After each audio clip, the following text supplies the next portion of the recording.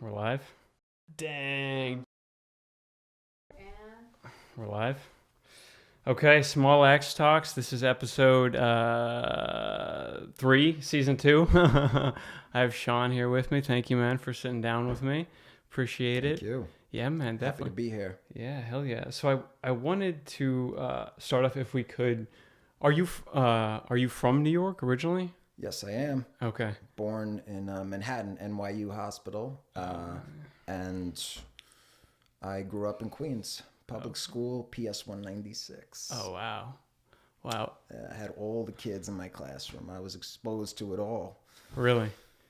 Yeah. How big was your class? Was it, you remember, like, class back then? I mean, I don't remember it being like a monster classroom. Maybe 30 kids. I don't know. Okay, it's like a normal size school or whatever, school classroom. So what was it like growing up in the city? What was your experience of that? Okay, so I lived right off of Queens Boulevard, and Queens Boulevard, it is a wildly busy intersection. Like, sadly, people just, kids get clipped there, and Really? so, yeah, like, it is. Wow. So, like, the thing that parents will always say, so the deal was, I was allowed to run around a lot more than most kids are. So when I hear about now, like, people trying to keep their kids safe and everything like that, like, that's good to a certain extent, but I don't think it's really good. You can't, because there's no such thing as safe. You can't keep anyone safe. Kids need to experience shit. Anyway, so That must be crazy though, because I could see how your parents would be like more protective if you're living in a place like New York City, because like there's got to be some crazy shit going on, versus like a suburb where it's like, chances are a little better, maybe, hopefully. I don't know how different it is, to tell you the truth, as Really? far as, kids are kids. Kids are going to do stupid shit no matter what. And because we moved to Long Island, and I got to see what the suburb life was like eventually too. So like during like around the high school time. Now in Queens, what was cool was like, so I had the park across the street on one side, and then the other side was the, Queens Boulevard. And I was not supposed to go across Queens Boulevard. Of course I did eventually, because, that was the thing. But crossing that thing, I remember being like, oh man, I don't know, I must have been like 9-10 years old, just seeing those cars zipping by. I mean, that now I go back and it's like, oh, okay, it's a busy intersection. But when I was a kid, that thing was Crazy. I got to get across this thing. Like, the goal was to get across this fucking street. Yeah. And There's no crosswalk. there is. I mean, there is. But when I'm a kid, it's like, it's crossing like over this An adventure. Yeah. And I remember being so scared and then so liberated when I got to the other side. And I probably, it's not like I think I went and I got pizza or whatever I did. But yeah, so running around the park, that was, I was always getting into all sorts of shit. Yeah. Always. That's got to be cool though when you're a kid living in a place like that, just because the amount of people and the things that are going on, like you're probably constantly like just people watching and like seeing all this crazy shit go on, I would imagine. I think you get more like numb to it, to tell you Really? the truth. Yeah.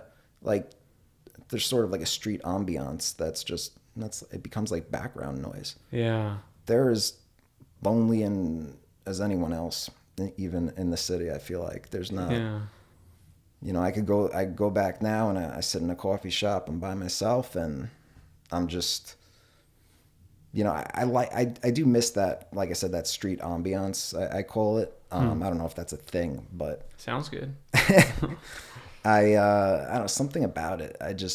It's kind of relaxing to me. Sometimes when it's really dead, like out here, I don't know, I get a little depressed. Really? Yeah, I like to be In the action? lonely in a sea of, like, Oh, it's so interesting. of action, as opposed to being lonely in nothingness, which is sometimes what it feels like out here. But that's not, it's just in my mind. Yeah. Yeah, I can definitely relate to that because I feel like when I was a little bit younger, I used to like being more in the action, and now I'm more comfortable. Like I like spending, like I like alone time, like I like quiet time. So Yeah, me I too. don't know. Maybe it's because I know I'm not missing out on anything. When you think you're fucking missing out on something, when there's a bunch of Yeah. shit going on, then you're like, oh fuck, I got to be a part of this. But when you know it's a lot of bullshit mostly, then you're like, eh. It is a lot of bullshit, but I'm starting to think maybe, because I've said that forever. I'm typical like nihilistic, jaded New Really? I'm not Yorker. nihilistic. And well, I'm Yeah. I'm so much better than I was, and that's Really? only yeah. That's an East Coast thing, though, right? People are Yeah, a little more harsh and yeah, everything is straight shit. to the point. Yeah, Fuck out of here. yeah, yeah. But that then you miss out on life, and Yeah, yeah. so if because I need a good amount of alone time, probably more than most humans. Like I know that about myself, but it could get excessive. So balancing that with getting out and getting those experiences is Yeah, so yeah. necessary. Yeah, you definitely don't want to be a hermit. That's probably not good No. good for yourself. No. So when there's like a gnat in here. When you moved to you said you moved to Long Island in high school. Yeah.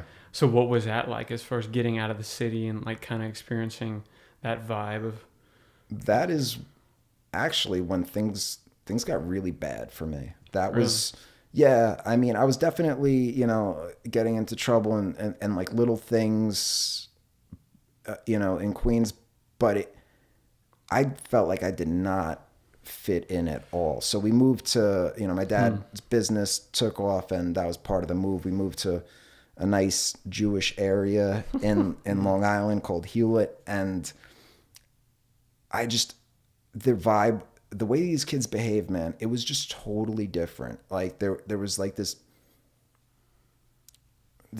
and I'm sure not, and there were nice kids, I'm sure, and everything, but because of my own, issues with it, I immediately made friends with like all like the bad kids, and then like it was like fuck these, bratty fucking Yuppies. yeah, yeah, That's a great word.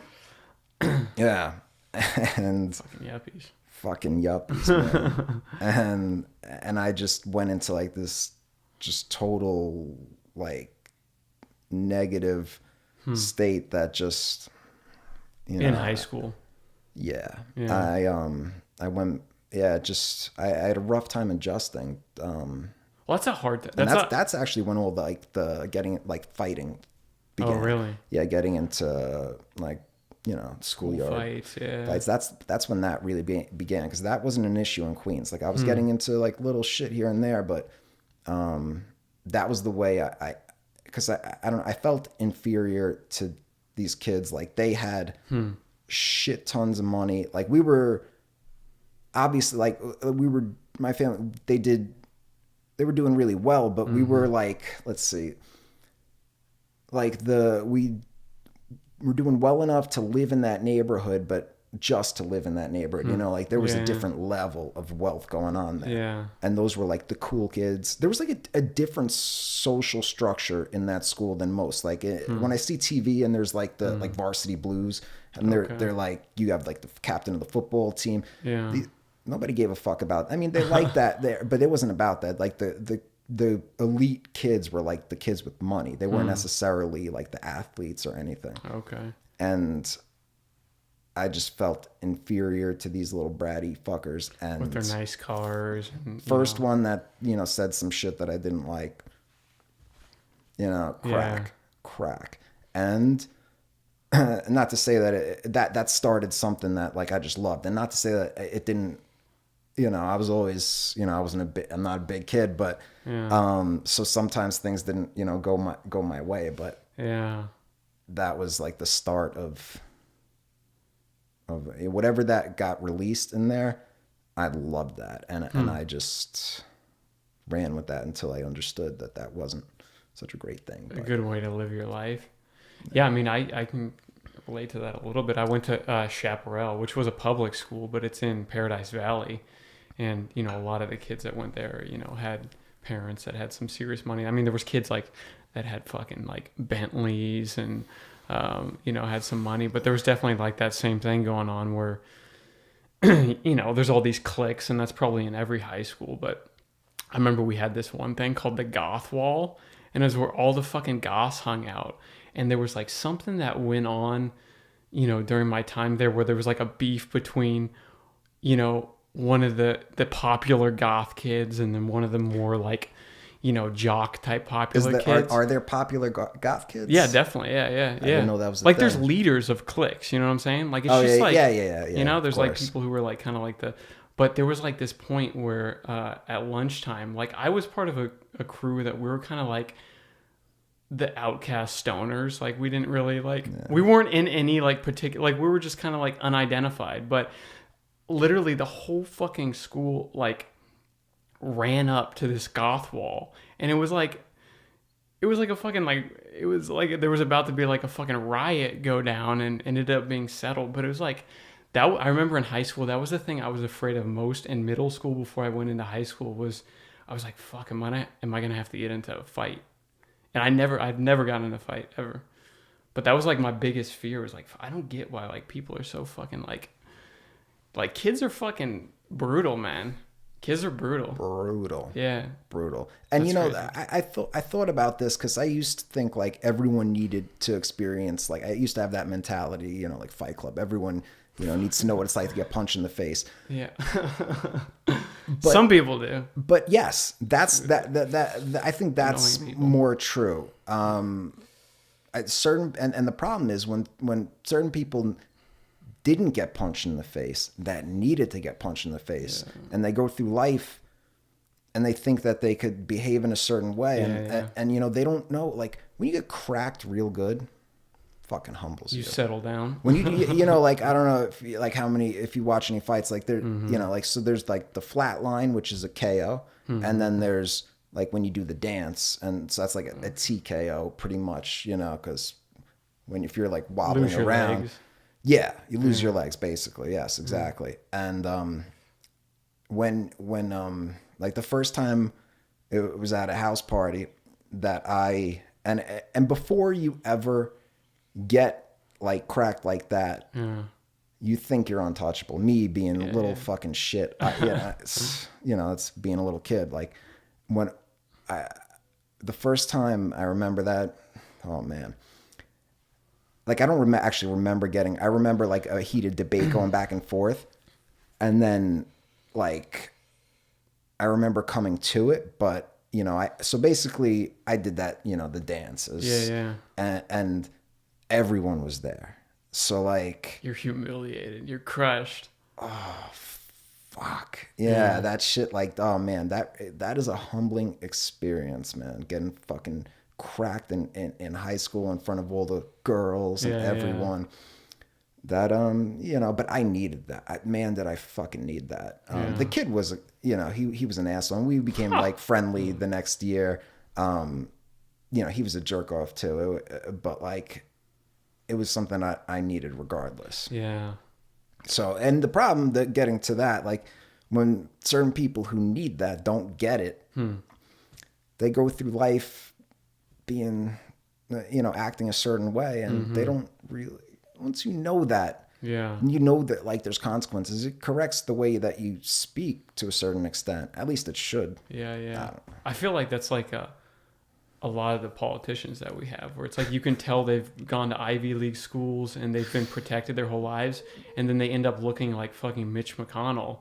They're like a fucking like a turtle man, and it's like, that dude, a lot of these people need to be slapped the fucking around, because like you can country ran by old white bitch ass motherfuckers. Yeah, that's a problem. Like that Brett Kavanaugh dude. Like I didn't have anything, but you can tell that dude, he's a he's kind of a pussy.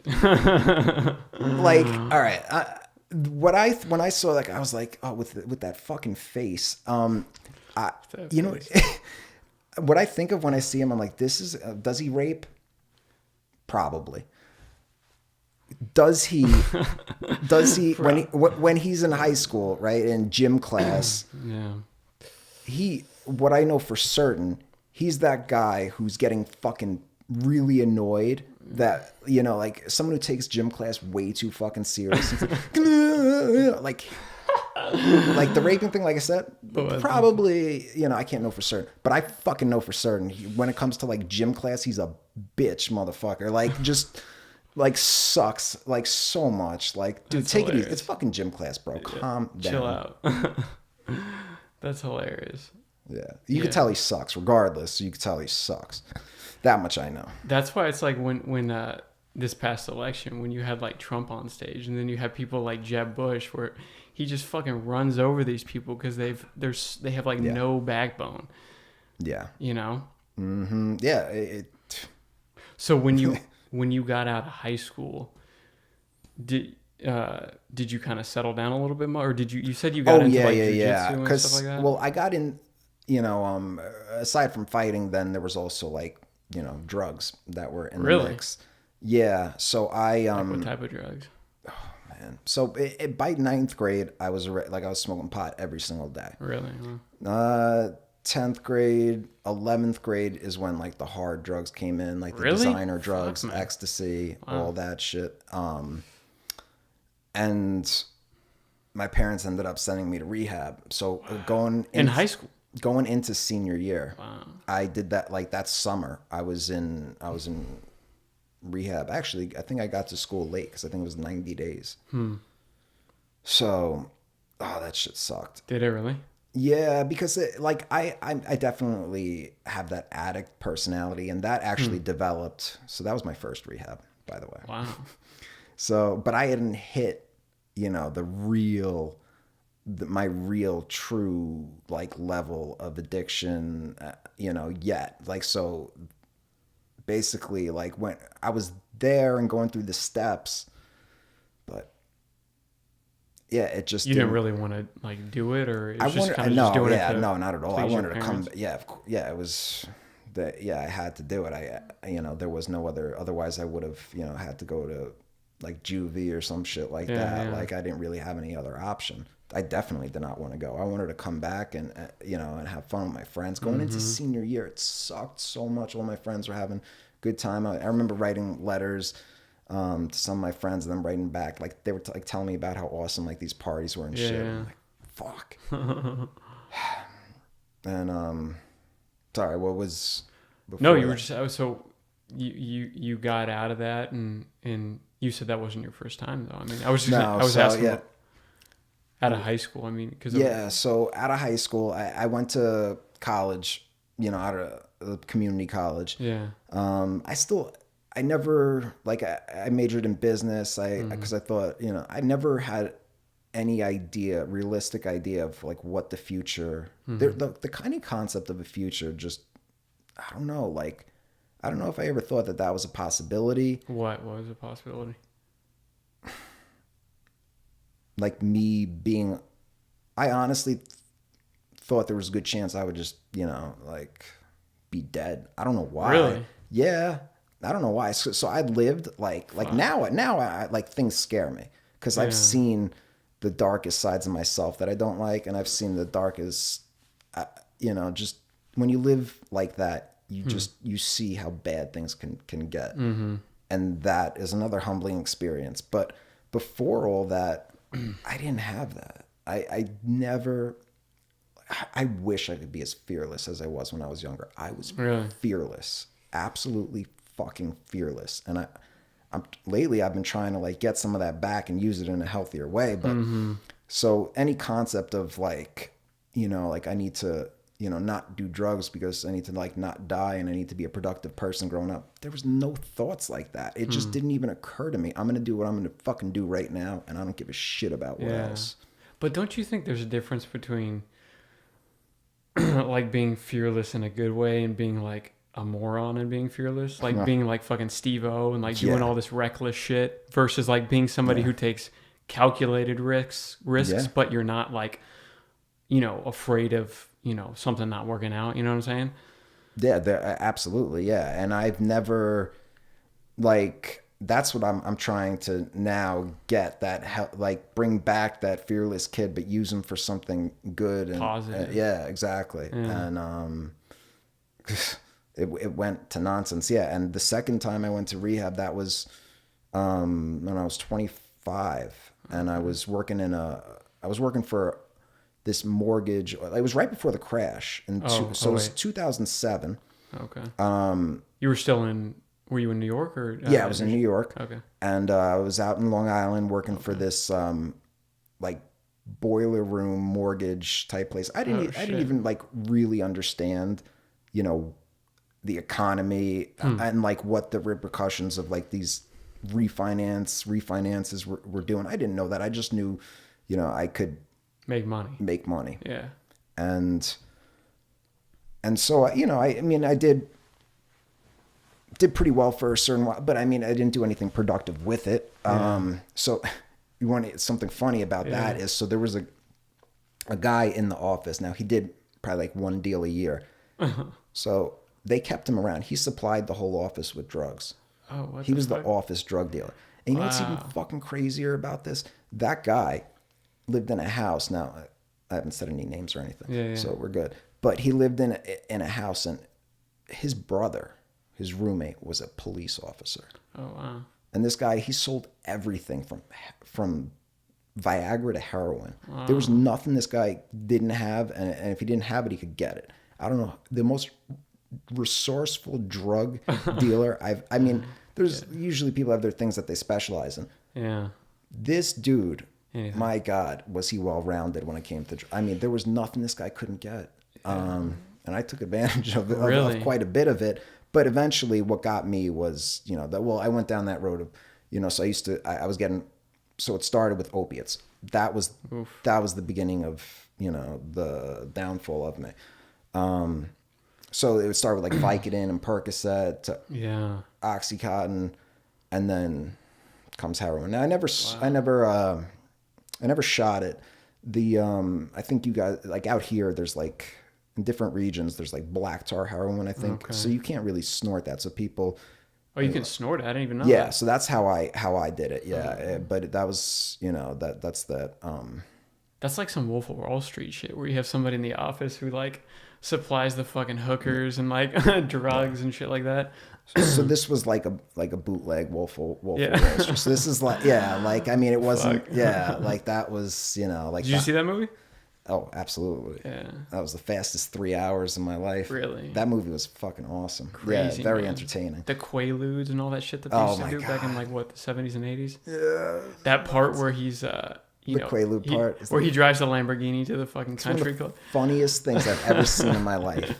That I was laughing so hard during that thing. Oh my God. Leonardo. That dude too, that Jordan Belfort guy, he has like a YouTube channel, and he's still like around trying to like, you know, do, you know, how to be a good salesman. Yeah, he's a millionaire again, I believe. He probably has some money stashed away, I would imagine. Yeah, but a guy like that, I mean, you can't, like, he is just like, success is just, will always follow this. Whatever he has, you know, he'll do it. I mean, he did. And now he served his time. Look, he fucked so many people over. Yeah. I mean, like the stuff that they were doing, when you really break down what it was that these guys were doing, I mean, that was a whole nother level than, I mean, they were like, you know, that pump and dump, the selling penny stocks and shit like I mean, they were really ruining people's lives. Like that was a whole nother level. And not like super rich people like Bernie Madoff. At least he was just rich enough. Ripping off like fucking, you know, super wealthy people, but still it's fucked up. Oh yeah. No doubt. Absolutely. Wow. So what happened as far as that working in that type of environment? How'd you get out of that, or how'd you?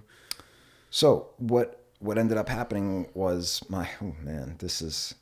it's even more complicated. If I don't want to monopolize that. No, man. So the girl I was seeing at the time, now this is a girl I was dating on and off since high school. It was like my first serious relationship. You know, I loved her with every fucking ounce of me, but it was, you know, like we were crazy, like in love and crazy chaos at the same time. Drama. Because I mean, both of us, we were fucked up kids, and man, this girl barely had parents. I mean, there was money, but barely parents. So she was just Wild. she was impossible. Yeah, wild, like, yeah. And that hit on all of like my insecurities, you know. So I just I had like that typical like possessive, like, jealous, just and that shit ate me the fuck up. That's not good. Yeah, thankfully I learned my lesson from that, and but she's not even like she's super normal now. Actually, Really? we're still Good cool. for her. Yeah, we're friends, and yeah, she grew up, and I can't believe how much she changed. Like, That's awesome. yeah, she's like a feminist, like, Really? yeah, That's like not hardcore. awesome. Nah, well, not like. I thought you said she got better, man. What the fuck? Well, like at least, yeah, not in Just it, kidding. like Yeah. not at least not one of the annoying ones. Yeah. Okay. No, you're all awesome. I'm just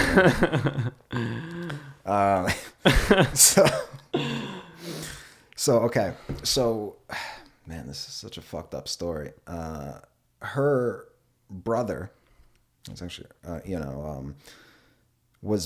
became, like a very close friend of mine, and I looked up to him. Her older brother, this guy, he was like a rock star, and I mean, he wasn't really like, he had a blue collar job, but he played the guitar and he had a band, and he was a fucking rock star. Like, I mean, Really?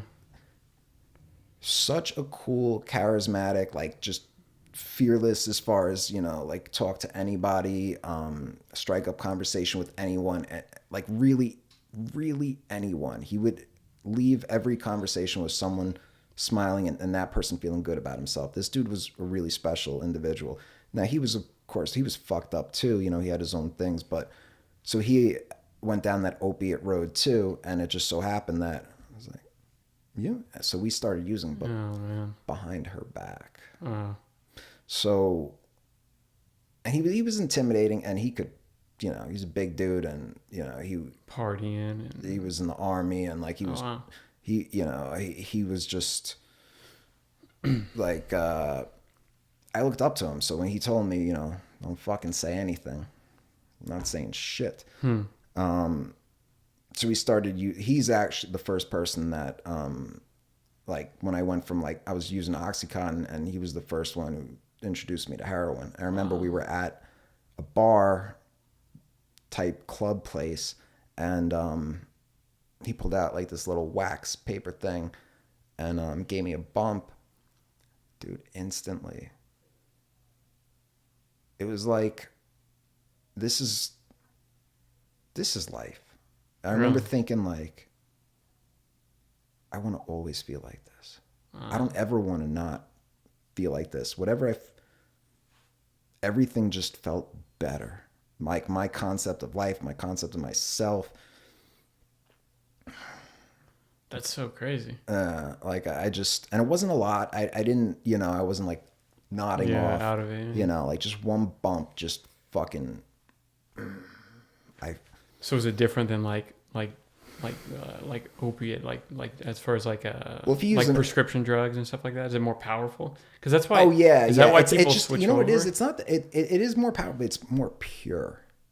There's something just more pure about it. Like when people say, "Oh, Oxycontin and heroin are the same thing." No, they are fucking not. Really? Like they are so not. Like that white magic shit is just is a different thing. It's just clear, pure. Whatever you're chasing with those fucking pills, you're chasing that. Yeah. Wow. That is it. That's the pinnacle. But it's never. But that old adage, whatever. Like it's never the first. Like, because every time I did it after that, yeah, I mean it was still good, but it was never like that first time. That first time was everything I wanted to be that I could never capture again. Wow. Yeah. How long is it? How long? I mean, does it last? It'll last you a couple hours, few hours. Yeah. Okay. So it's not like Coke or you know. So the fucked up part was so I wasn't using with him that night, but he started doing speedballs, which that's when you mix heroin and Coke. Wow, fuck. That's Jesus Christ, man. Yeah, that's the shit that kills everyone. And when you go down that road, it's just, there's really no coming back. And Really? I didn't know he was even shooting, and I didn't know he was, mixing it with coke. Because he had his own friends and I had my own friends, and we would meet up together and stuff. But we were very close at the time. But he, he overdosed on his couch and he died. Wow, So it was very sad. And at that point, she did not even know that either one of us were using. Now they when I found out, I broke down and I told her the truth and that we were using together and all that shit. And then the family, when they found out, when she told them, they were like, obviously, fuck me. Everything became, it was all my fault. Oh wow. And meanwhile, like I couldn't tell him anything. Like there was no, he told me. Yeah. I didn't, you know what I mean? Like, but and I don't blame him for anything. Like I could have said no. Like I wanted to do that. I wanted to be cool with him and hang out with him. Like I thought he was awesome. He was a great dude. He just had problems, like anyone else, but his problems killed him. But so eventually, now he had these journals. He was, artistic guy. So he wrote in a journal. He was a man's man, like he kept the journal. Yeah. And in that journal, he wrote about how guilty he felt for, introducing me to heroin. Really? I'm sure I would have got there anyway, but so I definitely do not blame him. But the only thing that sucked was I was like, the way to the family, it looked like I was the culprit. So I became the person to blame. Yeah. And then in that journals though, like said it, kind of, thank God for that fucking journal, man, because they would be cursing me to this day. Yeah. If they didn't see that journal entry, and So did you kind of clean up after that? Did that make you want to? Well, she told my parents. Oh, okay. And then when I went to her apartment one night, my parents were waiting there, and I was like, "Fuck, what's going on?" It was like intervention type thing, and well, actually, I said, "Hang on a second." I went to the bathroom and to snort some heroin. Are you serious? Jesus Christ, man. Well, just a little bit. I wasn't like nodding off in the bathroom, but I just was like, I can't wrap my brain around this right now. I gotta, I was getting back. I mean, we just had dinner, so I was gonna, use, I'm sure, in a short while anyway. But when I saw what I was, the conversation I was about to get into, able to get through it. Hang on a second.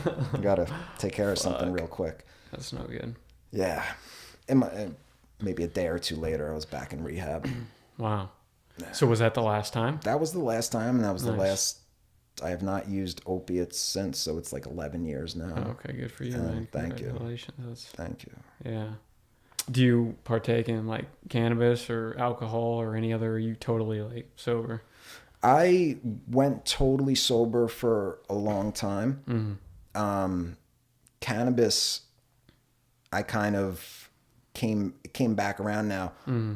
They say, that's a very controversial thing right there, because if you subscribe to that means you relapse basically, right? Yeah, supposedly. Yeah, but coffee's a fucking drug. I mean, yeah, it's a fine line, and look, that there are plenty of addicts who, they'll smoke pot and all of a sudden they're doing this and they're doing that, like that. And I don't want to say that that's a dangerous thing too. And I'm never again. Like that's like for an addict to say that is, you don't say that. Like it's just not something you say. So I'm not going to say I'll never do that shit again. Because I've done things that I didn't think I would do again, that I swore to myself I wouldn't do again. But I feel pretty fucking confident I don't want any part in that shit. Yeah. Like, it took something away from me, and basically what it is I don't really do anything, like, I don't really dabble in things. Like I go like full fully into it. Now, weed is just one of those things like I never got like had that burning desire for I want to smoke all the fucking weed forever, all day, ever. Yeah. It just doesn't. I don't want to do that. I have no desire to do that. So, I mean, I'm not. Definitely am an addict, but I'm not addicted to everything that I come across. So weed just never. It never did that to me even when I was younger. Like, yeah, I smoked, but it just never. It never gripped me like that, and it never became that thing I needed to do to get through every single part of life. Heroin became that. Yeah. And man, so put it this way: if I ever said I'm gonna use again, I'm gonna get heroin, get high, I'm making a clear like declaration. I am getting ready to die. Really? Wow. Like this is it. I'm going That's out with a bang. That's it. Like like maybe I'm not dying that day. It's not good, man. But yeah, like I'm deciding. Okay. It's the last hurrah. Yeah, this is it. Yeah. We're gonna ride this motherfucker to the end. And damn. And I'm not there. I want to do. Hopefully never again. I don't want. No, dude. It's sad. Yeah, it's sad, and I can't do that to my family. I don't want that for myself. I want to do something fucking meaningful. Yeah. You know what kills me is a life of just going to work, sitting in a fucking cubicle and fuck. Well, that's why I feel that like shit is not meant for humans, man. I want to do something meaningful, and I can't do that with that. So it my life has to matter, and it means everything will be fucking nothing if I went back down that road. So I'm not. Yeah, that's dope. I feel like that's why we have so many people who are on like so many like antidepressants and opiates in this country, because there are so many like depressed people, you know. And it's like there's this one dude who's been on Rogan a few times, and he writes he's written a few books I think about like depression and I'm blanking out his name right now, but it's like people have a reason to be depressed, you know, because it's like most people are in like these dead end shit jobs to where they're like barely scraping by, and it's like that is fucking depressing. So it's like it's like normal that you would have a reaction of like not being happy, but it's like we're so brainwashed to think that like there's something wrong with you if you're not like fucking, you know, totally ecstatic, you know. And it's like, but you look at all these like, especially like these areas like where there's a lot of poverty, and it's like even just those areas like they just even look just fucking depressive. So it's like no wonder why even if you like had enough money, that's why I can't like places like New York is like I can never live there because it's just like fucking concrete jungle. Like even if it would just depress me just living there, even if I had a great like career and plenty of money, because it's just like I have to be like connected with nature and be surrounded by like, I don't know. It's just not just making me happy. Now that I've been out here for, you know, few years, I've grown such an appreciation for like the mountain and like, and now every time when I go back and, you know, if it's winter, I don't see, sometimes it's cloudy, like for my entire trip. Like, that sucks. And I'm not, you know, like I'm just, my base, like whatever I'm like normally, I'm not wired for like, hey, positivity, rainbows. Hey guys, want to hang out?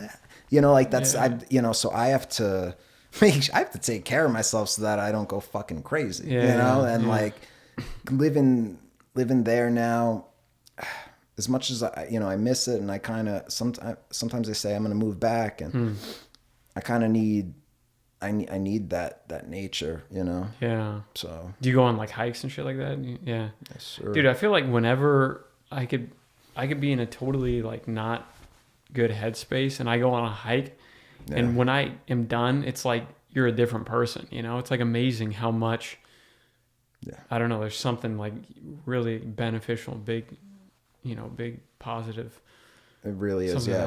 When I come back, for sure. It one thing I like to do is, and I actually do like to smoke weed though when I go on a hike, and one of my favorite things is it's like I do Camelback a lot because it's short. Fucking tough. It's short and it's tough. Yeah. You know, and it's close to where I live, so it works out.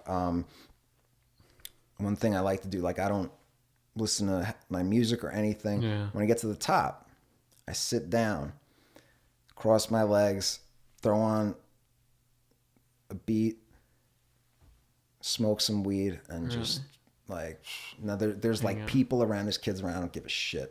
Fuck those kids. I mean, it's not like real smoke. It's not like I'm smoking a joint. It's it's good for them.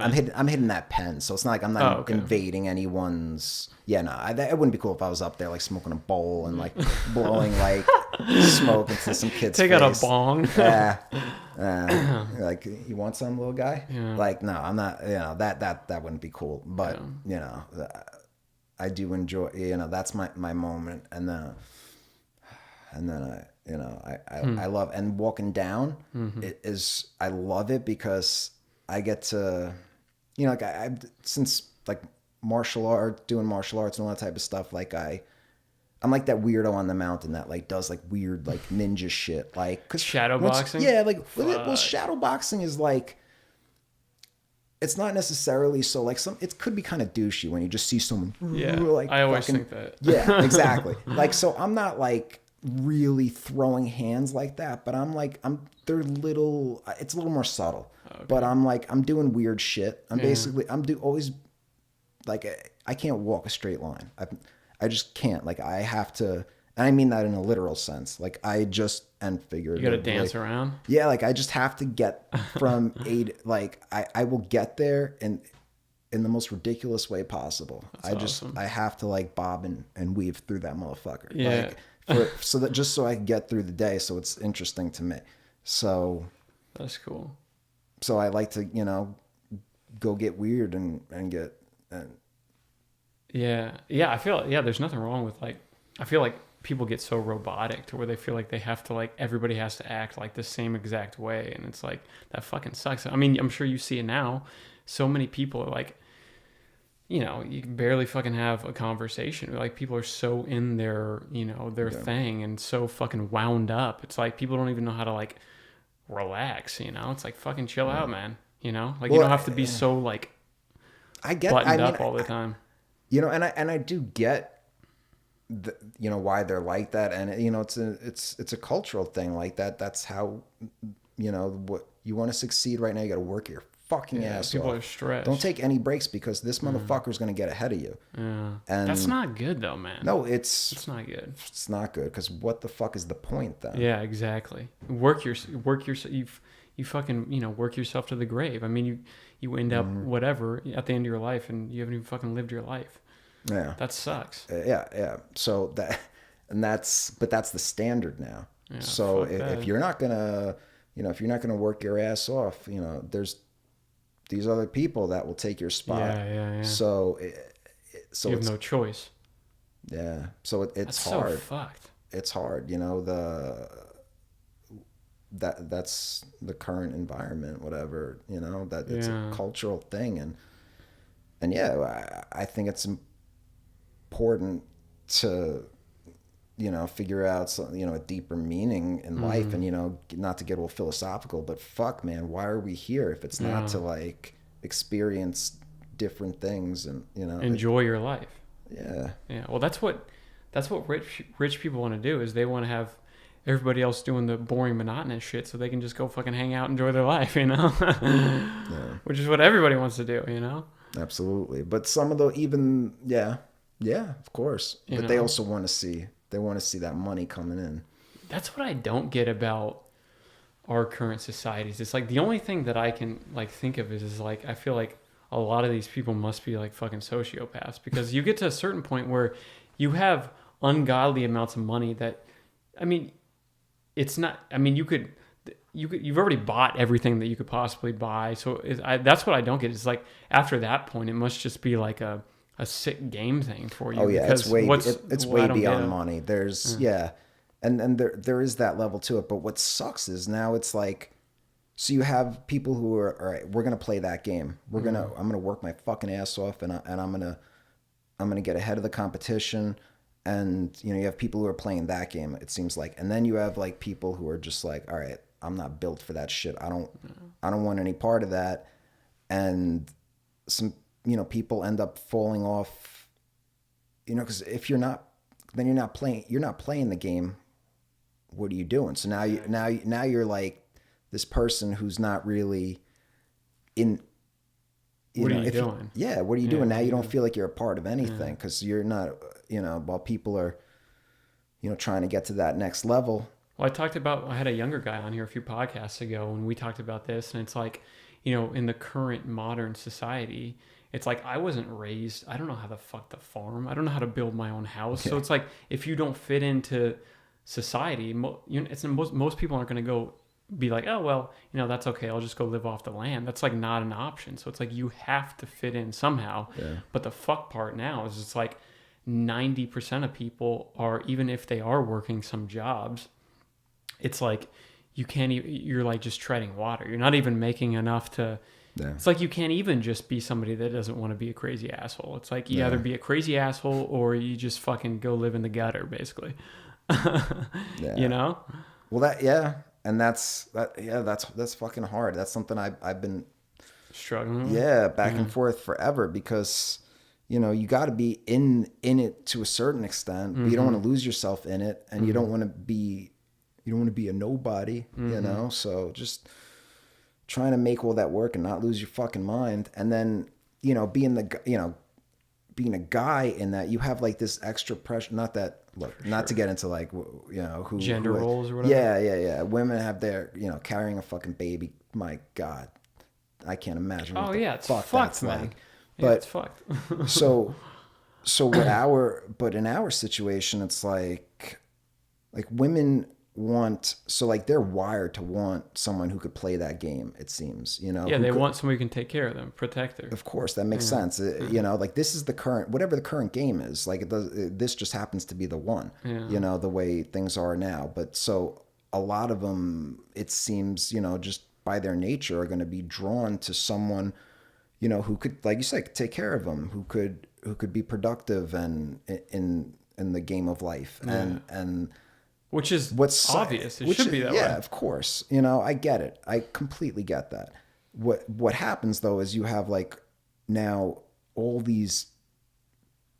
It creates this additional pressure for men because they want they want love, they want everything, they want a wife, they want kids, but now with things being so hard, because I keep reading that like marriage is just the only people now are not. Yeah, they're not getting married, and a lot of it has to do with like economic factors. 100%. Yeah, so 100%, yeah.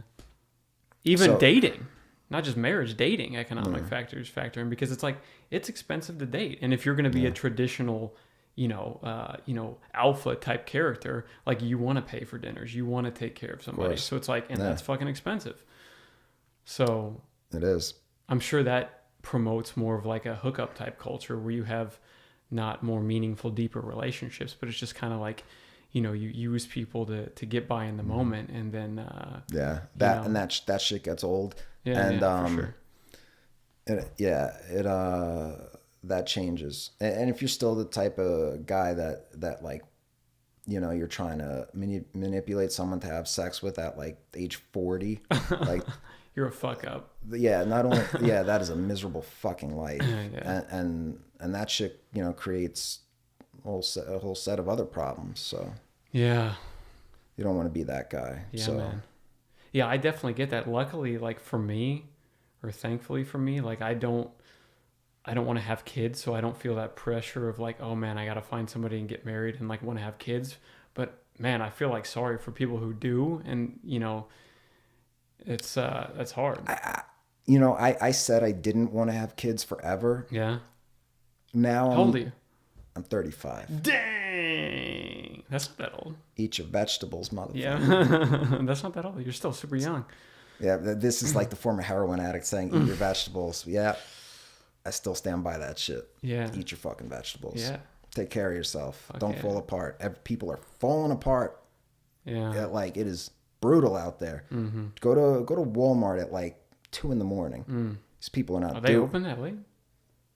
I think so. Really? Yeah. Well, some of them are 24 hours, but these people are fucked up, man. They are not the shop. They're not carrying the shop. They are the fucking shopping cart. Like I remember like just seeing this because I went late at night once, and I remember seeing this dude I fucking hate Walmart, but Yeah, so do anyhow, I never go there. yeah, I try not to ever.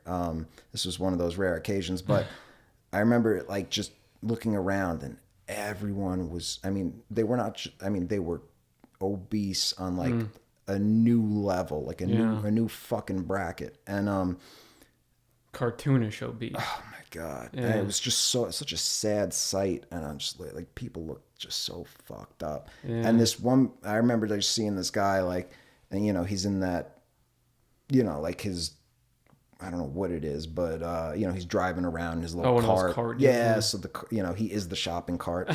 And I mean, that's when you know shit gets bad, when people are the fucking shopping cart, man. Yeah, for sure. So, and the only time they get up is to get up to grab fucking ice cream and get back in their fucking cart. That's a sad fucking life, man. Yeah, that's not even living to me. Oh God, yeah. Like I don't know, yeah. I would. There's no way I wouldn't kill myself. Like there's no way I could. You know, don't kill yourself out there. Just go vegetarian, please, God. And I swear to God, if you go vegetarian, you will. And not only does it physically is that terrible, but imagine what that does to your mind. Like eating, like just being like that makes you just, you know, just not. That's not good. No, it's not good. And what it does to your, you know, confidence. They're way past like ever like trying to, you know. That's why I don't get is you might as well just fucking, I mean, if you're already at that fuck it stage, might as well just fuck it and go vegetarian because it can't get any worse, you know what I'm saying? So it's like, why not even at least just try it for like a few months? Well, I mean, see if you feel better. It's not there, you know, that creates there's a whole nother set of things to consider there because you know, but they don't know what if you say plant, you got to eat a plant-based diet. Real food, whole foods, real fucking food, people. Jesus Christ. They have no idea. They don't eat fucking Chipotle. It's not that expensive. You know, you can eat a veggie bowl at Chipotle for like $7. You know what I'm saying? They can't. Dude. I hear what you're saying, and that's not even a possibility because people that are living in, you know, certain situations, you know, government assistance, like they can't afford to feed their kids Chipotle every day. Are you kidding me? Yeah. You should see what they're getting by on. It's not good. Brutal. It is brutal. So, and they, you know, the food system is designed like that the cheapest, the most, like all the garbage is the cheapest food. So that's what people who are living on, you know, barely anything are eating. Processed shit. So that, you know, food. they're just straight garbage there because that's the biggest bang for their buck. They're, you know, they're loading up on that. And there's, you know, I could go down, we don't want to go down that road right now, but you know, that has a lot to do with government subsidies and really.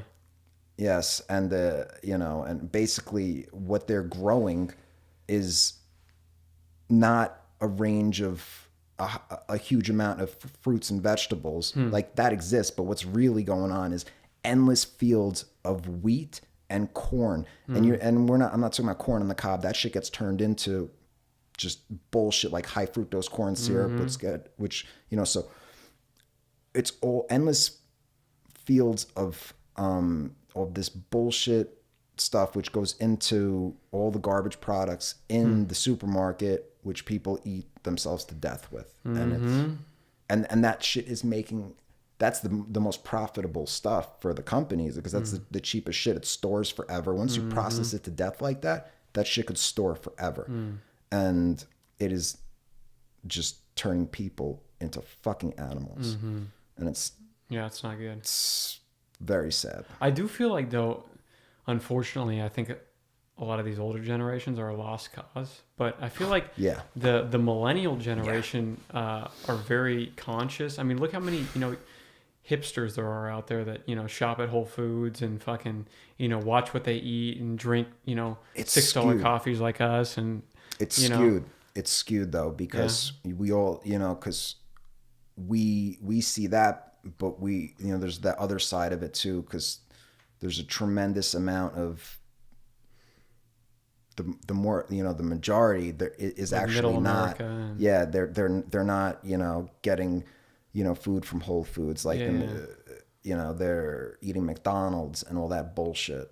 But at least those stores are around, like Sprouts and Whole Foods. I mean, they weren't even fucking an option, Yeah, a few yeah. decades ago. So I mean, at least hopefully that. Yeah, you had to go to like there was like only like really specialty markets, and they were So yeah, that is good, but it sucks because it's really only for people Yuppies of means.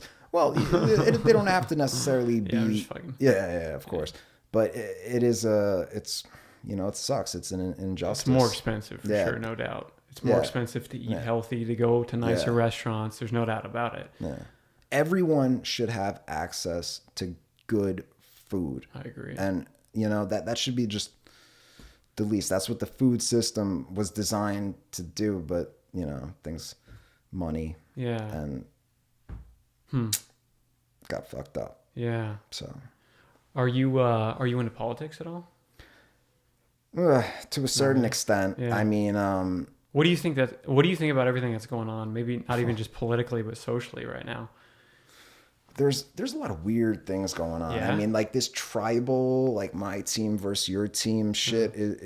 The new, like when you go on the news, it's just, I don't know. There's a weird vibe of everyone trying to get the other one. Like I just don't feel like there's anything honest being communicated. Except for Joe Rogan. Yeah. It's like the only thing. You gotta turn to the dark web to like find people who are just gonna like speak openly. Like, what is going on here? Like, thank God for YouTube though, man. Yeah. Right? Absolutely. Yeah. And thank God for platforms like Joe Rogan where you could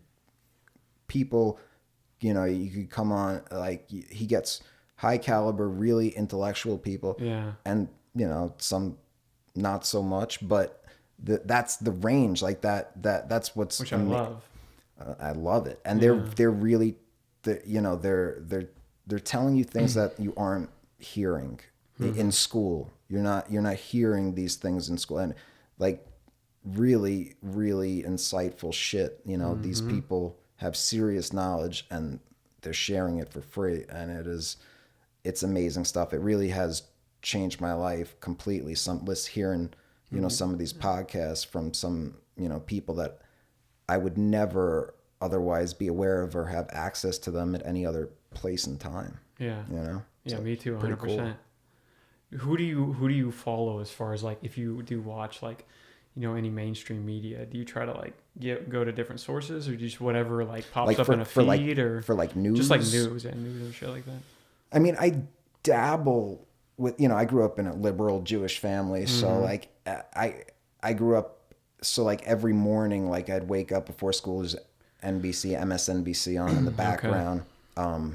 So, I subscribe to that on YouTube. So I check in here and there. I even check out Fox News once in a while just to like see shit? like, yeah. 'Cause if you're only hearing one side and, they both have agendas, 100%. CNN versus Fox. I mean, they're obviously clearly one's conservative, one's liberal. I mean, or MSNBC is even way more liberal, no doubt.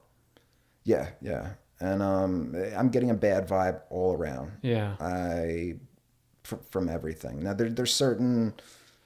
See, like when Bernie. I love Bernie. I love Bernie too. I voted for him in the primaries. Did you, man? Yeah, and that was when I first moved out here. That was a few years ago. Yeah, that was when I first moved out here, and I was, that was the first time I've ever voted in a primary. Really? And that was for Bernie.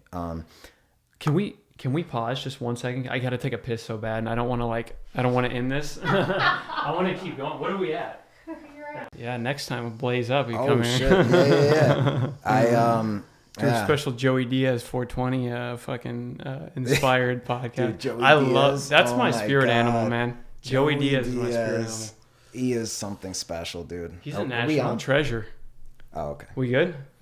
Okay. So we're talking about Bernie Sanders. I was the same thing. Bernie. I was in Colorado at the time, living in Colorado, and same thing. I had never voted. I don't think. Oh yeah. Yeah, and I was all about him because I could tell he was speaking his truth, whether that's right or wrong. And I think that's why people liked both him and Trump, is at least they could tell that they were saying whatever the fuck they wanted to say, or versus most of these other politicians, they're so, Yeah. it's just fucking horseshit. You Well, know? Yeah, they're such hypocrites.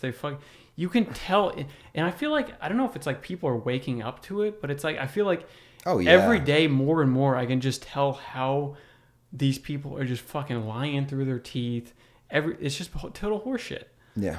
You and know? and that's what's, you know, Bernie sparked that fire, you know, and to hear someone, you know, like if whether you agreed with him or not, like you said, it was from the heart, and I don't know, I'm not, I took a couple of economics classes for my business degree, but I don't fucking know, like, economics is not really my specialty, and I don't, for me to say, you know, everything that he planned would have worked 100%. Like I don't know that. I was willing to take that gamble 100% because it felt like he was offering something better than whatever, you know, I've heard of so far. But then you know, you use the word socialism, you know, communism. Yeah, people get so and then, freaked out by that word. And then well, things didn't work out so well with that. Well, things haven't worked out for any civilization so far. It doesn't matter how you organize it. But this has been the best. You can, I don't think well, there's anything. we've only been doing this for what, 100 years?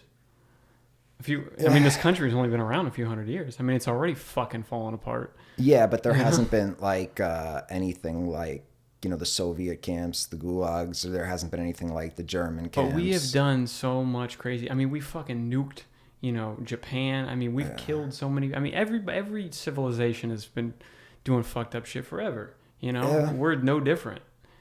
And then people say, you know, socialism doesn't work, blah, blah, blah, blah, blah. But it's like, that's what I don't get is it's like we have social programs in this country.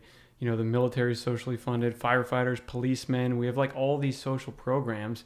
But when you start talking about, you know, everybody should have access to good food and decent housing, then you're a fucking communist, you know, dictator, and you're going to fucking fuck everybody over basically. Well, yeah. Well, what ended up happening, though, is so they created this in the Soviet Union. They created this utopia of everything's going to be amazing, but what they ended up doing was taking people's land and putting, you know, when they refused to give it up, they put them in concentration camps. Yeah, it's not good. So, you know, power corrupts, and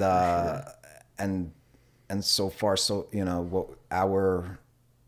what we know of socialism, it didn't, you know, it really, it doesn't get it doesn't have that same ring to it like Nazi Germany does. And, but it really went down just as bad in the end.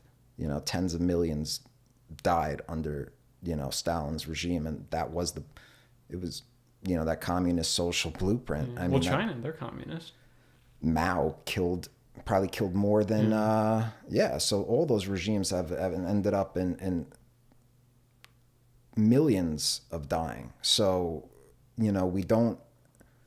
Yeah, but millions die under capitalism. Millions die under every form of organization of civilization so far. Oh, believe me, I don't know. I don't know what the answer is. Yeah, but neither do I. I think it's fun talking about it, though. Yeah, right? absolutely. But, you know, that's the thing. Like, you know, we get made fun of for being, you know, silly millennials when we talk about, you know, like equality for all, and like, you know, we don't. It sounds great, but we don't know exactly how to make that work yet. I feel like the thing that's going on right now with like young people, and the reason why it's so fucked up, and you have all these different like cliques or tribes trying to like figure out who to blame, and everybody's kind of like teaming up. It's because for young people right now, like shit is hard. Like it's fucking ridiculous that kids come out of high school and they take on all this debt for a degree that is worthless, and you just end up working in, you know, some sort of like service industry job and make no money, and the housing market is totally fucked. So there's no affordable housing, and so I mean, young people should be upset, but I just don't think right now everybody's looking on who to pin it down.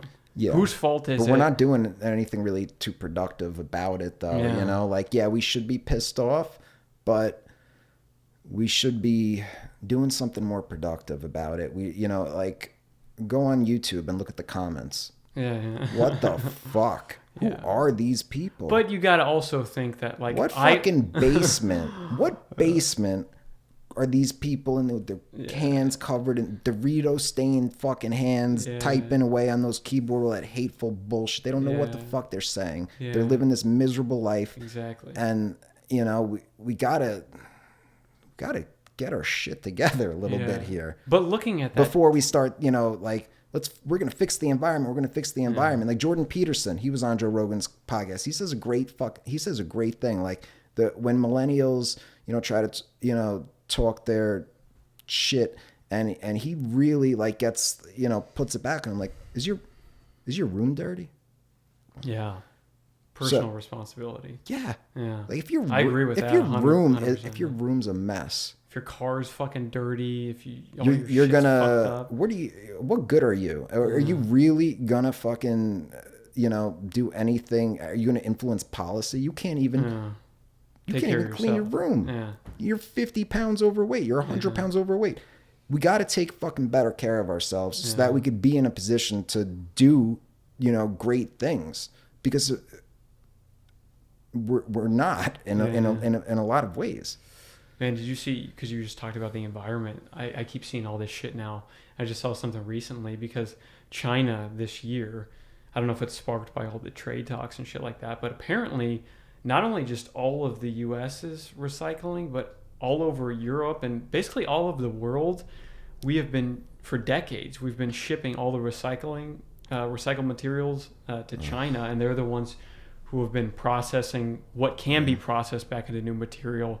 And they have all the infrastructure. And basically, you know, this past year, they're like, in an effort to rein in their, you know, pollution and shit like that, they're like, we don't want your shitty plastic anymore. So now in the US and Europe, all of our recycling that's going to fucking landfills is just being piled up, and because they don't know what the fuck to do with it. We don't have the infrastructure to actually create new products out of it. So now they're starting to actually just burn it, and fucking who knows what the fuck is going on. But all our recycling is not even actually being recycled. That's fucked. We're gonna be like living in fucking plastic pretty soon.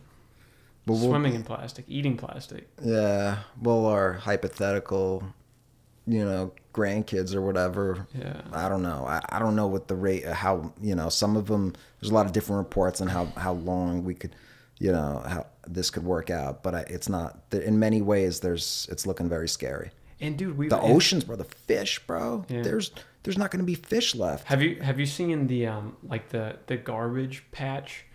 Because there's certain spots all over the world where in the ocean where these certain currents come together in like a whirlpool effect. Okay, so there's one in the Pacific Ocean that is the size of fucking Texas, and it's a swirling mass of plastic. So scary. And dude, what happens is eventually this plastic breaks down into molecular level, and it's going in all the seafood, and we're eating it.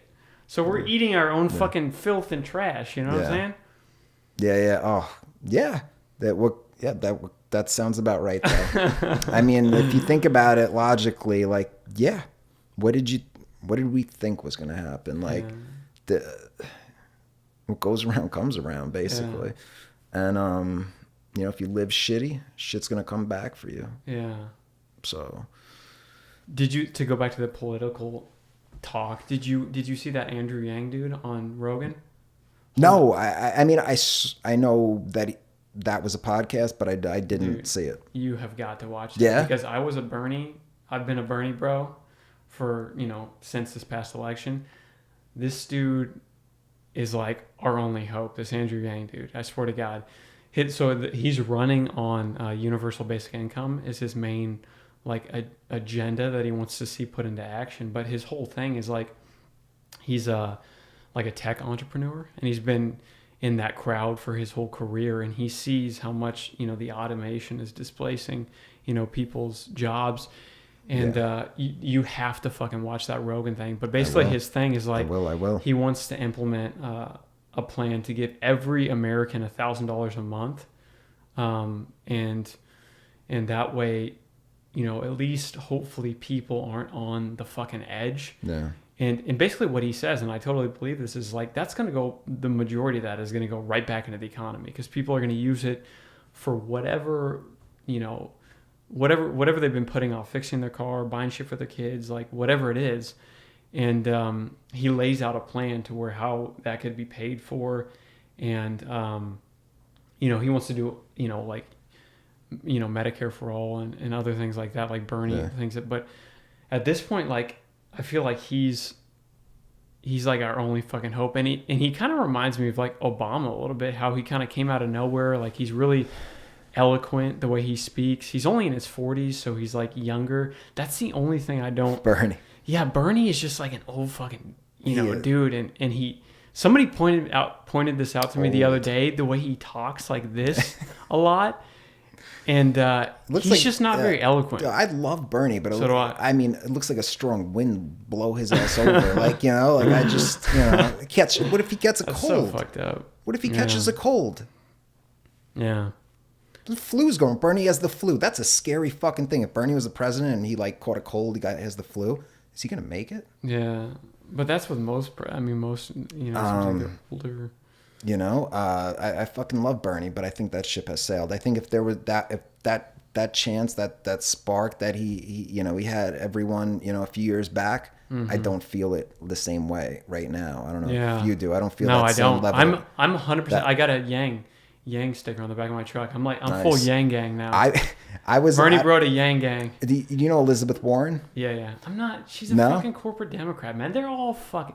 Kamala Harris. She's trying to. From what maybe I'm not following her closely enough, but I thought she was trying to do good things there. I'm telling you, man. She seemed like, you know, sort of offering something similar to what Bernie was offering. After you I watch, thought maybe I'm missing something, dude. After you watch the Rogan podcast, I guarantee you're gonna be 100, because this guy is a real human being, and what he's saying, those. Yeah, man. I like those real fucking humans. And what he's saying makes total logical sense. And it's like, you have to think, like, if we're just looking at the U.S. and if the population is increasing exponentially, and we're getting more efficient, and we need less people to work, and there's less high-paying jobs, obviously there's going to be people who are not in the workforce, or people who are underemployed, just working service industry jobs, even if they have a degree. So it's like, obviously, if these jobs aren't supporting the living costs, we're going to have to do something, you know? Yeah, that's very. I've heard that. I'm not familiar with him, honestly, but you know what he's.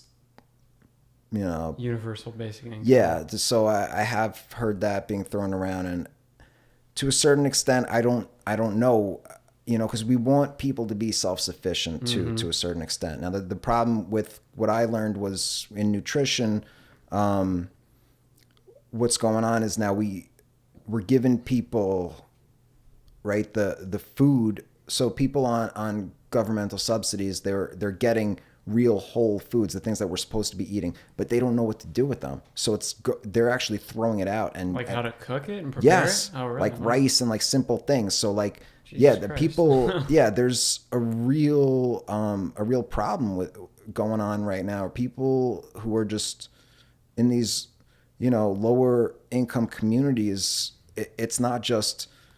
They don't know how to prepare meals. Yeah, I'm the same. I don't know how to fucking cook. I eat out all my meals, basically. That's what I mean. That's so. Take a cooking class. How YouTube. Fucking dare you? YouTube. Tell me. You're talking about the amazing YouTube, things of man. YouTube. I mean, my God, I've always been very food motivated. It's always on my brain. So, you know, I'm a maniac with the food. So I got comfortable in the kitchen because, you know, if I ever do get married, you know, it's going to be me probably cooking up the food.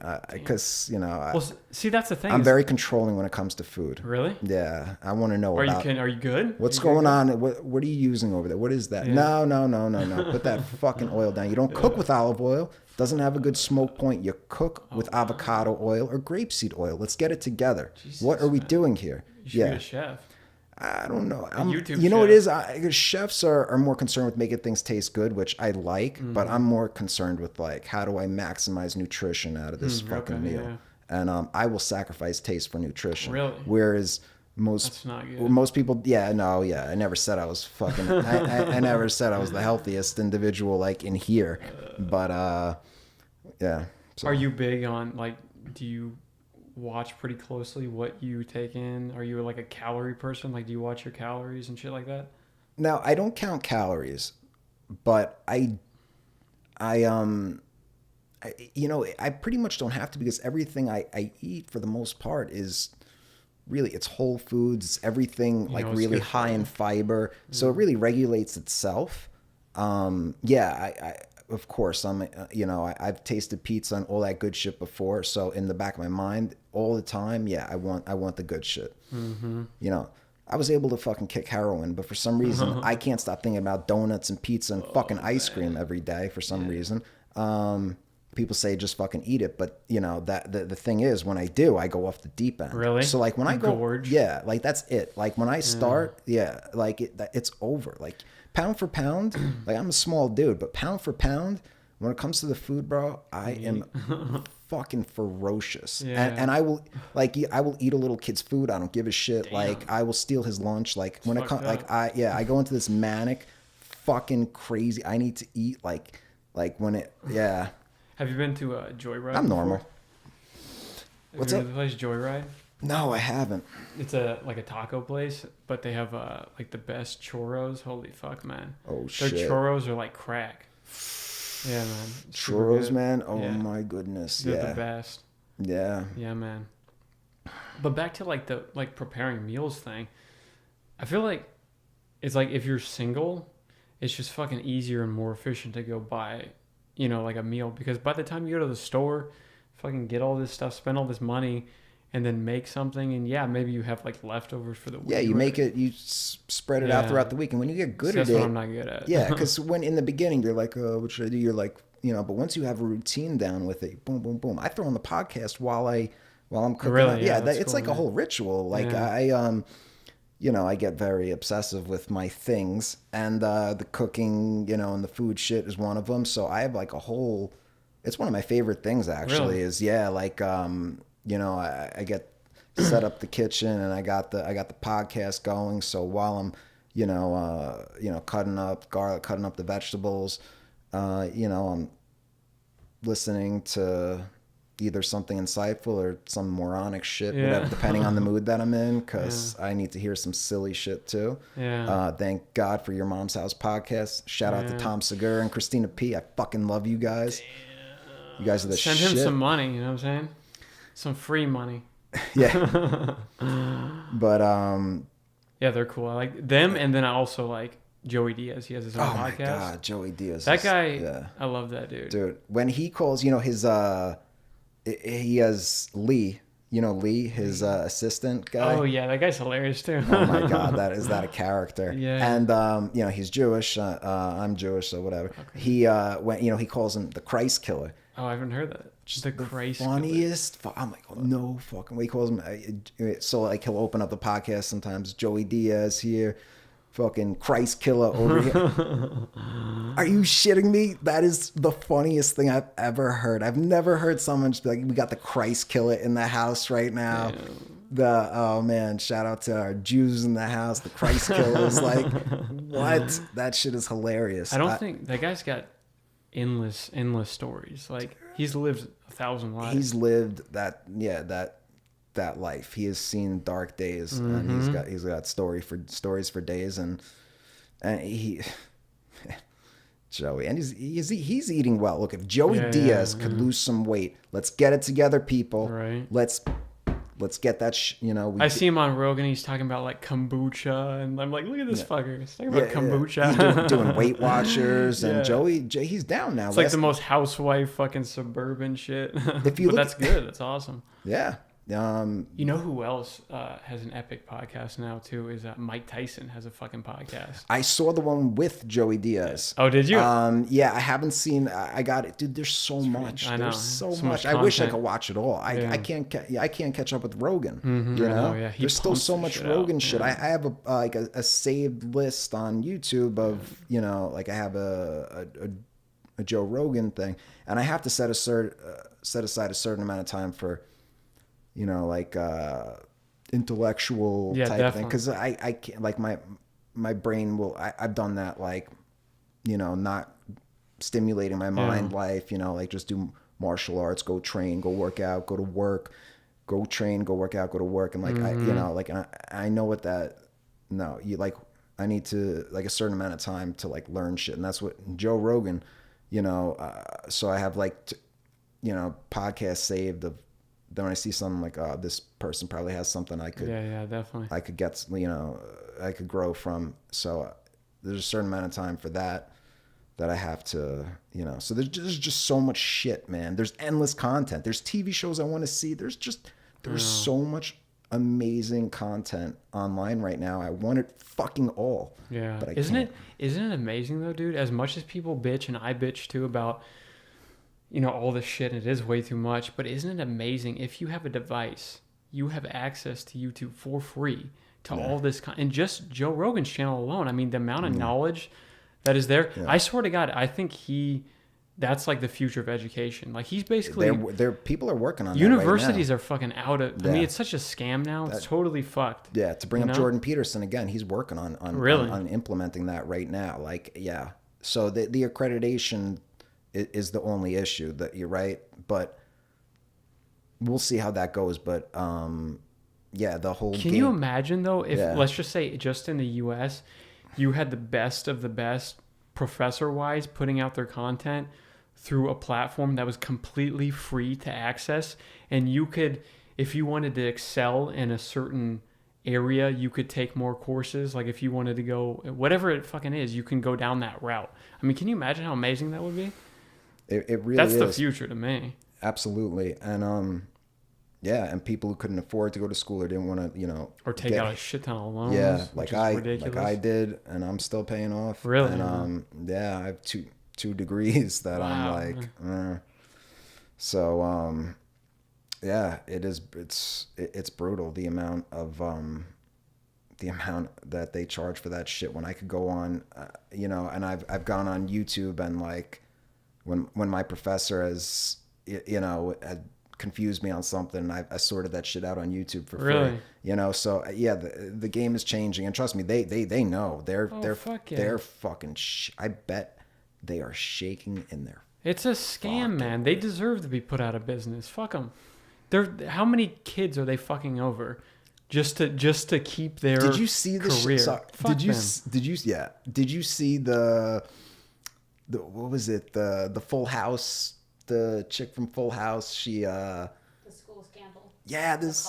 I saw headlines, but I didn't get deep into it. I honestly don't even really know the depth of it. So I didn't investigate it too much, but apparently like some of the, I bet they've been doing it forever, but they paid off these schools like Harvard and whatever, gave them millions of dollars. Really? And their kids, who really, belonged in community college now have this pass to. Wow. But that doesn't surprise me. There's the other side of it, because now the university could use that money. Hopefully they're, using it for the good things. Who knows what goes on, with that money, but hopefully it's for the greater good of all of the kids and their education and what, additional resources they'll have there. But who knows, But yeah, it's just, I found that to be, everything's being revealed right now. I feel like all the fucking dark shit that's been undercover is just, all the cards are fucking being turned over. Yeah. All the shit surfacing, and it's like, oh yeah, people are like waking up to how fucked over, they are by most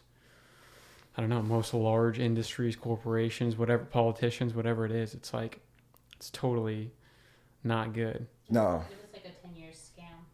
Wow. 10-year investigation. Huh. They finally cracked it. Whoa. Yeah. Had enough evidence to do that. That's crazy. That's super crazy.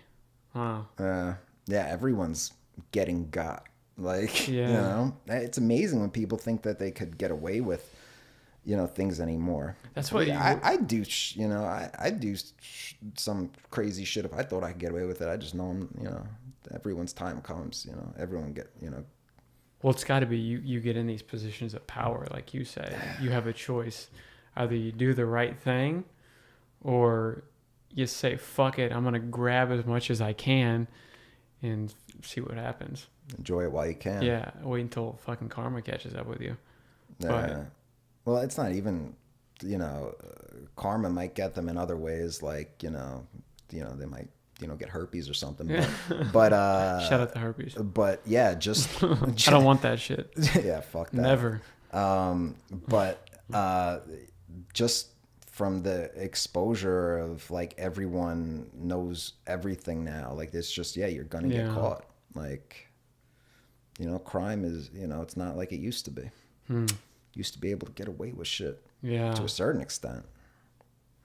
Like these, like Joey Diaz was talking about, like all his old, little hustles and all his shit. Like crazy, man. None of the, you can't do the things that like he used to do. And like my dad, he's a great dude, and I mean, he's nuts, but he, he grew up in the streets, and like so like he's, he never really, like he had friends who, really it's his friends who got on the more criminal side. He flew pretty straight, actually, believe it or not. And but yeah, all like these little like things that people used to do, like these little scams, like these little hustles, like you can't do any of that shit anymore. You just can't. Like technology changed the game, and you everything's traceable. You cannot fuck around anymore. Yeah. So did you hear about that? Talking about Joey Diaz and kind of that whole scene, that Gambino dude that just got like fucking shot in New York. Oh, wait, I can't even. He was like a head of well, I know like Gambino was like the number 2 under Gotti. I don't even know, man. That was honestly the number 2 largest crime family. Yeah. To me, like being in Arizona, it's like you don't even think about that shit even still being around anymore. It's like it's so, but obviously all those organizations are still existing. I don't know if they're nearly as powerful. Oh my as god, they they're used to be. so not near. Yeah, that's what I would imagine. Nothing. First of all, they kicked them. They ended up. Look, their code was never to rat. Mm-hmm. They all ended up ratting on each other. They're all the Italian mafia. It's not nothing left.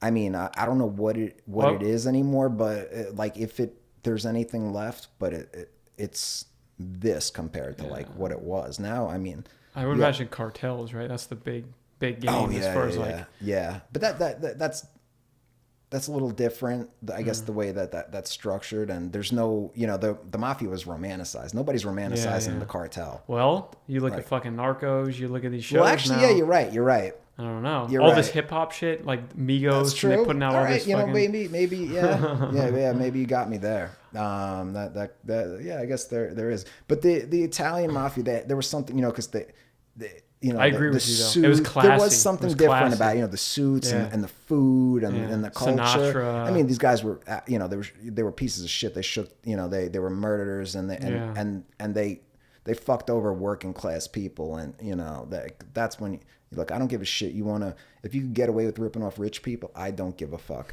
But like, it is a sad thing when you're just a regular working class person, when you shake them down. Fucked over. Yeah. Oof, that's a different level of evil. Yeah. So it really was a disgusting thing, but it got romantic. I mean, The Godfather and all that shit. Yeah. Oh yeah. What was that movie with De Niro and was it Joe Pesci? Goodfellas, Casino. Yeah, I think Goodfellas. Is that the one where Joe Pesci was like buried out in the desert with his? That was Casino. Oh fuck, man! When I saw that, I watched that when I was like a little fucking kid, and I was like, oh my god. This is fucking crazy. Yeah, I love those movies. That was a good ass movie. Oh my god, it's amazing. It's amazing, and that's what I mean. Like, even though like they make the cartel and like, it's entertaining, but in my eyes, it doesn't stand up to like what you see in those like mafia movies, because it's a different thing. It was because that was mainstream. Like they were able to like walk amongst politicians. And like the cartel, it's grittier, Well, they're way more savage. I mean, they don't give a fuck. Yeah, they don't care. They don't. Yeah, they're just so scary. It doesn't have that same shine that you see in like those like mob movies, like at the Italian mob movies. At least like veneer of like civility or like respectability or something like that. Yeah, that surface level, like you don't get that vibe. I don't know. Did you watch Narcos? You watched that series? I did watch, I think, the first couple of seasons. Okay. I fell off a little bit. Yeah. After Pablo Escobar dies in the first ones, Yeah. there's no point in watching it. But the new one, it's Yeah? Narcos Mexico. Is that good? Fuck me, man. Yeah, It's so I have good. that on my list forever. Oh. I gotta check it out. Oh, It's there's so good. much fucking shit to check out. Like there's Yeah. I keep adding to my Netflix list, and Yeah. like it just like I can't get on top of it. I know, There's man. just It's oh my amazing. god, yeah. There's so much shit I want to watch. Yeah. Too much. What are you into Netflix wise? Right now, well, all right. The dork side of me. All right, so we got. I am all right. So like the juvenile side of me right now is watching on one hand like The Punisher. Okay, you know? I haven't seen that. I've seen like that. It's entertaining. It's the same old fucking story over. Again, I'm not gonna Is say that a like Marvel thing? yeah. Okay. Yeah, but The Punisher's the darkest of them Really? all. Oh, Like, okay. yeah, because his, they kill, like, his family dies, and then he like avenges them, and and it's just, it is fucking dark. It's as dark and gritty as those things get. So The Punisher was always my favorite one because he was ruthless. Yeah. And but he does have a code to a certain extent. Like he doesn't like just kill random people. But any bad guys are gonna get it, and they're gonna get it in the worst fucking way possible. Damn. When the Punisher comes around, you better fucking run because he will leave nothing left of you. Wow. Okay, so now on the hardcore. when I wanna learn something, which believe it or not, I do.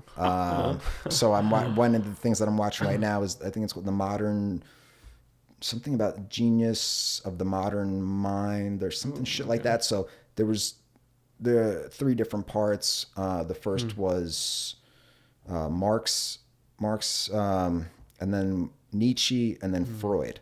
I just finished the Freud one. So yeah, it's really interesting. Like when you think like their theories and like really shaped the way that like a lot of things, like the way that we think about things, marketing, like advertising, like the strategy that they used. Thank Freud for that shit. Really? Yeah, like when you see, Or don't think. well, yeah, actually, yeah, don't thank him. Yeah, like man, Freud. I mean, and they were It's all psychological and so brilliant. These people. I mean, like the theory, like the shit that they thought of and wrote was so brilliant for its time. I mean, like, and dark. Nietzsche. yeah, I don't like that. See, I'm not into that. Yeah, The I dark did. shit. I had fucking. He went insane. Yeah. Like literally insane. And that was Hitler's. Hitler's basically his like what motivated Hitler was that as And Marx too. yeah, but Nietzsche, I think his last work, that the idea that power is a human's most that most resourceful thing about a human is their ability to use their power to, even if it is for the good of society, to create good things, but by whatever fucking means necessary. And everyone that is not able to contribute in a powerful, meaning way, wipe them off the fucking earth. And That's fucked up. yeah, so Hitler wasn't too good of a guy. No, definitely not. And being a Jew and all, so Yeah. no. But so that Marx documentary, the Nietzsche one, what ended, showing that how his work, inspired Hitler's work, and so it ended pretty dark with Hitler raving and ranting, and then I fell asleep. Man, did I have fucked up dreams that night. Really? Wow. I woke up in the middle of the night, like sweating and shit. Like, yeah, don't watch Hitler before you go to bed. No, it's not. No, watch something else. Don't watch Hitler. Wow. He wasn't good. He wasn't nice. Yeah, definitely not. No. Yeah, I mean, I feel like, as corny as it sounds, like when people, you have like, if you can harness the power of fucking, love and shit like that, I feel like that's, you have people in history, like whether it's music, like Bob Marley or, whoever it is in history that's done, great things for people. I feel like that's so much more powerful and propels people forward versus like the power of fucking evil and, Yeah. like that's just not good. Yeah.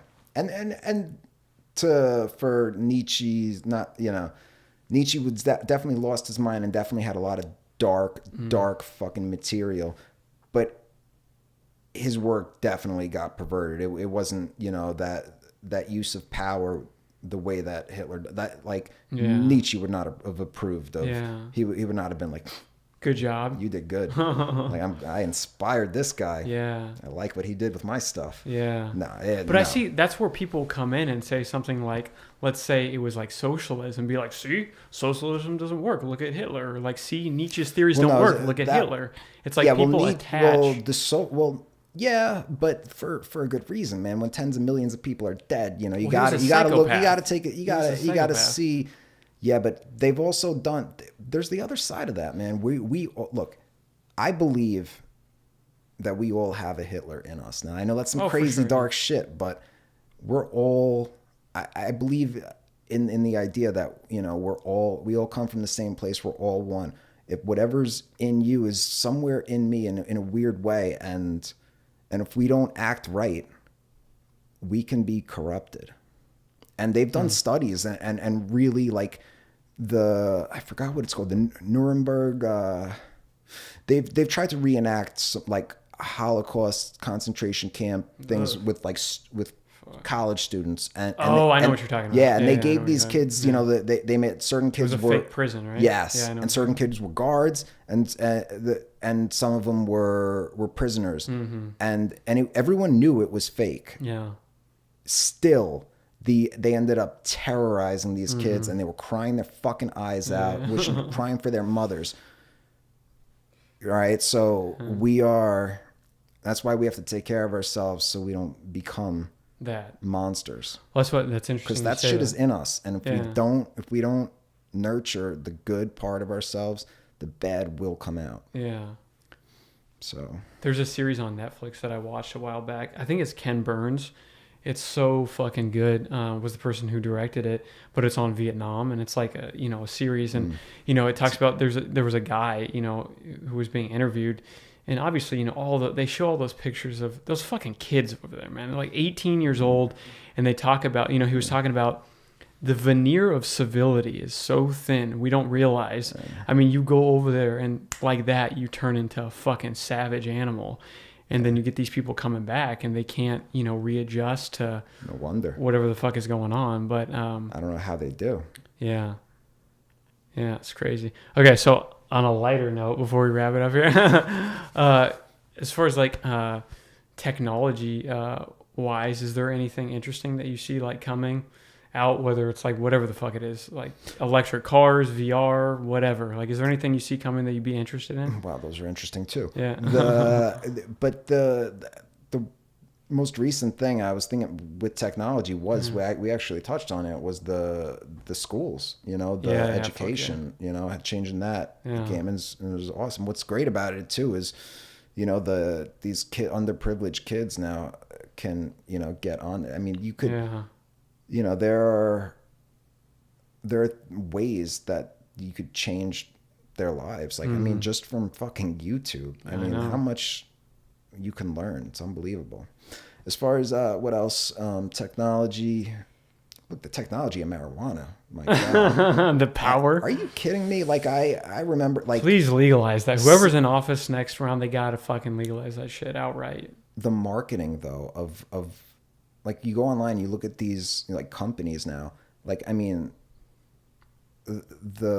how like sophisticated and how like sleek, like just they've made marijuana look, and the packaging, and it's so fancy. Like, dude, like I come from like, I'm meeting a guy and I'm getting a nick. These kids don't even know about a nick. They might have heard of a dime, but we're talking like $5. You get a fat little bag of dirt fucking weed.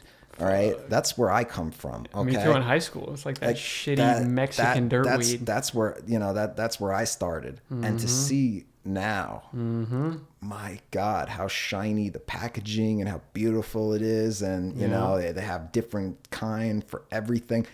I like take me like in ninth grade. If you would have shown me something like that, like it would have been too much for my brain to fucking comprehend. Yeah. Like what do you mean? I was so happy with my shitty weed, and like, I don't know, maybe happy is not the right word, but but I smoked the fuck out of it, and I appreciated that shit weed regardless. Yeah, but man. the game has changed. Yeah. It is, smoking weed can be quite a fancy experience now. Yeah. I lived in Portland for like a year, and same with Denver. But when I was in Portland, I used to go to this dispensary called Pharma, and holy fuck, it's still like my favorite dispensary hands down. But it was like an Apple store. I mean, when you went in, and everything was so well done and well put together, not in like So a douchey cool. way where I've seen some people try to recreate it, but if you're in Portland, I like Pharma, holy I like fuck, aesthetically pleasing things. Yeah. I'm not against that. It Yeah. doesn't, and the strains, and what I love is going in, and you go in, and what I'll normally do is I always buy pre-rolls just because I'm fucking lazy, but I'll get like an indica and a sativa, and then seeing how those strains affect you, and it's just so interesting how it can help you, and whatever you're trying to do. I always get the because I think the biggest thing that affects my high is going to be my mood before going into it, no matter what strain we have. Yeah. I always get the hybrid. Okay. Yeah. Because I could just once in a while I'll switch to the other, but I get what I get is the hybrid, half CBD, half THC. Mm-hmm. So yeah. That's why I don't get the super strong. Do you fuck with edibles? Not really. Yeah, They never. It's too much, man. They don't really. Like, I never get that like nice high from them. I either feel nothing or I'm a zombie. Yeah. I get annihilated. I've by never edibles. had like that. Like just. So now I'm just. Smoke? So you just smoke? Mainly? Yeah, glass. Yeah. I never. It's been a long time since. And what's interesting too is blunts. Now, when you say blunt, I don't like blunts. All right, I like so joints, straight up like all marijuana. So okay, but this is what I mean. Like people like out here, like for instance, when I was working at the first company when I moved out here, one of my buddies he said, I'll come over. I'll bring a blunt. I said, oh wow, I haven't smoked a blunt since I was like forever. Yeah. But I said, okay, sure, social experience. And he comes through with a joint. Oh, really? Well, at least what I know to be a joint. Yeah. With apparently they're synonymous. These two. No. A blunt has tobacco and marijuana. A joint is straight up cannabis, straight up marijuana. It's two different things. But from what I know, a blunt to be cigar paper. Yeah, but that's tobacco. Okay. Yeah. Tobacco, whatever so combination of it's tobacco. rolled with cigar paper. And I don't know if it necessarily has to even have tobacco inside of it, but to me, a blunt means, or what I know of a blunt being is, it is cigar. It's rolled with a cigar, and you have to be damn fucking good to roll one of those. Yeah. Those things are challenging. Yeah. Like, and yeah, if you're the guy who could roll a really good blunt, and I mean, when I say blunt, I mean a fucking blunt. That shit is rolled with cigar paper. That's way too much, man. That's like some rapper shit. Oh, that's work. And like, I had this buddy back home. He was so good because there was two layers. Dutch Brothers was the name of the cigar that we would always roll with. It was like a the dollar. coffee? The shit was it was expensive, that one. That was it was $1.25. And that the reason I say that's expensive because the shitty ones were Philly blunts, and I think those were like 50 cents or 75 cents. Yeah. That paper was disgusting. Really? The Dutch Brothers, so they had an outer layer, right, paper, and then an inner layer. And he was the only person I've ever seen that could just, because the outer layer was this thin, really thin piece of paper. And he used to roll these amazing blunts, and I don't know how the fuck he did it. I tried so many times. The only person I've ever seen that could do it, these were fucking masterpieces. Wow. People in the next town knew about his blunts. Like, he was a master. Yeah. A master. That's I don't know how dope. he did it. It's like cigar rolling, probably. It's like an art. It was amazing. Yeah, with the thinnest paper, and it smoked so nice because you didn't have that heavy cigar paper like this. It was just it was so good. Yeah. That I'd smoke again. I'm not into smoking paper in many years, but that I'd smoke. Have you seen some of these crazy fuckers in California? I've seen Rogan whip it out on his podcast a few times. They now have like, it'll be like a cigar with all straight weed on the inside, and then cigar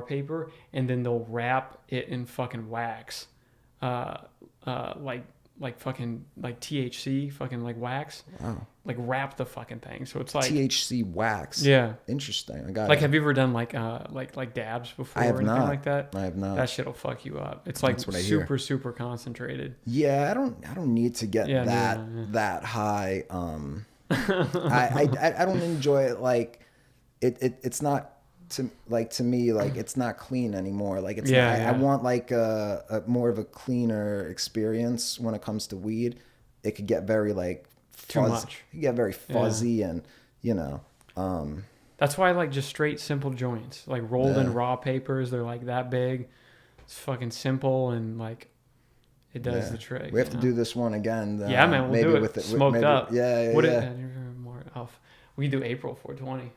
Yeah, I'm 420, down. baby. Hitler's birthday. Is it really Hitler's Yeah. birthday? I've heard people say Yeah. that before. I had this conversation recently too at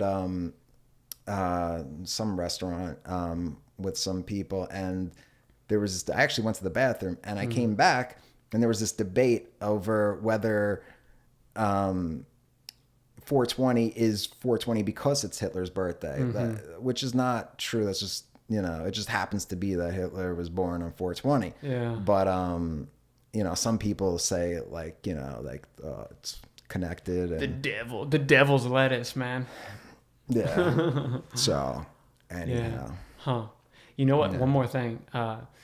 This I cannot fucking wait till we can do this. This is what I want to open up a like a cafe like they have in Amsterdam, so you can go Dude, somewhere. I want to do that so You can bad. go. Okay, can you imagine? Because I don't drink alcohol, so I don't go out to bars really. That's great. Yeah, I'm not But a bar can you imagine guy. if you could go somewhere in Old Town, order, like you're at Cartel, have a nice coffee, and have a nice selection of fucking marijuana joints you can pick from, and chill on a fucking dope sofa, and just hang out and smoke some weed and fucking Uber it back home. Dude, that is the dream. That's gonna be I my love life it. is gonna be I love complete it. when that People like happens. and like it not to be like and if it was like reading books and Yeah. stuff like that, learn. I don't know if homework, maybe not a homework vibe, but more like a just We're just talking, man, reading having a for nice fun. conversation. Yeah, maybe a with conversation people. or two too. Yeah, Remember that? Yeah, I remember that. I remember that.